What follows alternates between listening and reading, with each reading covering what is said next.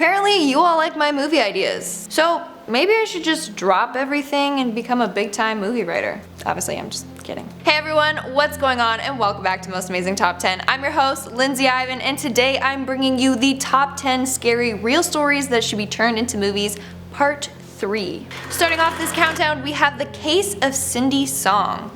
Cindy Song was a 21-year-old senior at Penn State University. In 2001, on Halloween night, she disappeared and was never seen again. Now, to this day, this case still remains unsolved. So on Halloween night, Cindy returned home from a party around 4 a.m. She dropped off her bag, cell phone, and took off her false eyelashes. However, Cindy herself was nowhere to be found. So police don't know where Cindy went. Was she kidnapped or murdered? No one knows. Now, a criminal named Paul Weekly did describe a woman that matched Cindy's description, saying that he kidnapped a woman in the area who he thought was a prostitute. He then admitted to killing her and multiple others. The police did find the other bodies, but not Cindy's. They think that he just made up this story in hopes for a lesser sentence. So, here's my opinion on this case. We don't truly know if Cindy made it home safe. The friend that dropped her off didn't hang around to make sure she got inside her apartment. So someone could have kidnapped her and taken her keys to return some of her belongings. That way it looked like she did return home. Either way, this case needs to be turned into a movie. Moving on to number 9, we have the shoe in the riverbed. Now, this story surrounds two friends out on a road trip. They were headed to New Mexico when they decided to pull over near a river dam. Upon exploring the river, one of the friends recalls feeling as if they were being watched. That was when they came across a bone on the ground. It resembled a spinal cord, but they believed that it just belonged to an animal. As they continued on, they saw a weird rust-colored rock sticking out from the sand. By this rock, there was a half-buried little girl's shoe. The friend went to go kick the shoe into the river, but he heard a little girl's voice say, "No, don't. Please." Then the friends found another bone. Eventually, they called the police and found out that the rust-colored rock was actually a part of a pickup truck that was carrying a man, a woman, and their daughter. But what happened? Did the family just crash off the road? Did somebody drive them off the road? This needs to be explored in a movie. Maybe the two friends go on to investigate and solve other mysterious cases while also coming in contact with ghosts. In our 8th spot, we have the white woman. So a Connecticut couple was driving along a winding forest road one day when they encountered a pale woman in a long white gown in the middle of the road. Thankfully, they swerved out of the way and avoided her. When they looked back, she was no longer there. Upon researching the history of the town, they discovered a woman named Sarah Bishop. Sarah lived in a cave in the woods and would dress up in a long white gown only for church every Sunday. But in 1810, she passed away after freezing to death, so they encountered Sarah's ghost that day. Now, if they make this into a movie, then it should be about Sarah's life, like why was she living in the cave, for how long, etc. And then maybe make it a little more spooky, maybe have her ghost haunt the town members, who knows. Coming in at number 7, we have Kathy Hobbs. Now, there are a lot of people out there that have experienced premonitions. Personally, I've had dreams of stuff happening and then the next day it comes true, but nothing scary. It's just like what my mom's making for dinner or a specific worded text from my friend. Now, this woman named Kathy Hobbs had a premonition, but this time it allowed her to predict her own death. However, she sadly wasn't able to avoid it. So all throughout her life, Kathy would get premonitions of herself dying at age 16. This actually made her develop agoraphobia and she didn't want to leave her house. Shortly after her 16th birthday, she believed that she was no longer in danger. However, on her way back home from buying a book, she was attacked and murdered. That is extremely scary and sad, but I think they could make a movie loosely based off of Kathy's story. Like, maybe it's about a woman that can predict other people's deaths and then tries to save them before she is faced with her inevitable death. In our 6th spot, we have the sleeping sickness. So from 1917 to 1928, 500,000 people suffered from a sickness called the sleeping sickness. This caused their bodies to be in a frozen type state while their mind was still active. About a third ended up dying, and the survivors were left with limited speech and body movements. Now, what causes this is unknown, although people have theorized that it might have something to do with brain inflammation. But what's the weirdest thing about that is that it disappeared randomly and everyone was fine for years, and then it just reappeared suddenly again. So what is truly causing this? Does a higher power have control of our bodies? Or is it an illness created by the government? Someone make a movie with these theories, please. We are now at our 5th and halfway mark with the doppelganger. Now, it's said that everyone has their own doppelganger, someone who looks eerily just like yourself.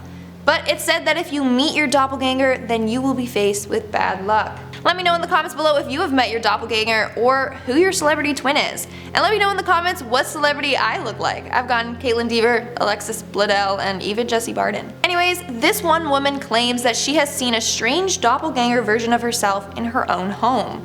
So she said that several times in the night she would see herself standing in a mirror. Her husband even said that one night he saw his wife sit up and crawl backward to the end of the bed and stand up by the door. Turns out his wife never moved and was still laying beside him. So who is this version of herself that she is seeing? Is it herself from another universe, her evil doppelganger, or a ghost trying to embody her? In our 4th spot, we have the Blackbirds. So on New Year's Eve in 2010 in Arkansas, 5,000 blackbirds started behaving unusually. They slammed into buildings, phone poles, and trees and died instantly. People just brushed this off, saying that they were probably just spooked by the fireworks. But then it happened again next year on New Year's Eve. This time there was a ban on fireworks and none were used. So why were so many birds dying? Well, people believe that this was a warning that the end is near. Now, before you comment down below saying there's already a movie made, it's called The Birds by Alfred Hitchcock, okay, I know. But I'm thinking that there should be a movie about a bunch of omens that keep warning individuals for the end of the world. The birds would just be one example. Or maybe they experience this bird omen and then there truly is an apocalypse. But no one has realized that it has happened. Slowly more signs start to show that in fact they have died from an apocalypse and are living in a different world or different reality. Moving on to number 3, we have the disappearance of Bobby Dunbar.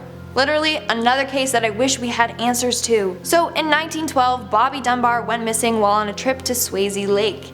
He was missing for 8 months until they found Bobby traveling with his kidnapper. Or so they thought it was Bobby. The kidnapper said that the boy's name was Bruce Anderson, but police ignored that and returned this boy to the family. But even the Dunbars didn't recognize their son. They said his eyes were too small and Bobby didn't even recognize his brothers. But after seeing the boy's birthmarks and scars, they were convinced that it was their missing son. That was until a mother showed up claiming that it was her son Bruce and not Bobby. But the mother wasn't able to identify her son in a lineup, so the boy remained with the Dunbars. Way down the line when Bobby was grown up, they took DNA tests. Turns out he was actually Bruce Anderson, and that their true son Bobby was still missing. Now, the movie The Changeling is sort of like this, but it covers a completely different real-life case. I think for this movie, they just need to explore this particular case. In our 2nd spot, we have the SODDER children. I wish that someone would get on solving these cases because I need answers, especially for this next one. So in West Virginia on Christmas Eve, George and Jenny SODDER's home was burned down. Now, they had all 10 of their children in the home at the time of the fire. However, only 5 made it out. The other 5 seem to have disappeared without a trace. They don't believe that they perished in the fire because no evidence to this was found. Now, here's where it gets more strange. Apparently, a woman claimed to have seen the 5 children watching their house burn from a passing car. Then another woman claims she saw the children at a hotel a week after the fire accompanied by 4 strangers. So were the 5 kids kidnapped? Who knows, but I need a movie made. And in our number 1 spot, we have Friends to the End. So in Arkansas in the 1980s, 2 friends, Don Henry, age 16, and Kevin Ives, age 17, decided to go illegally hunting.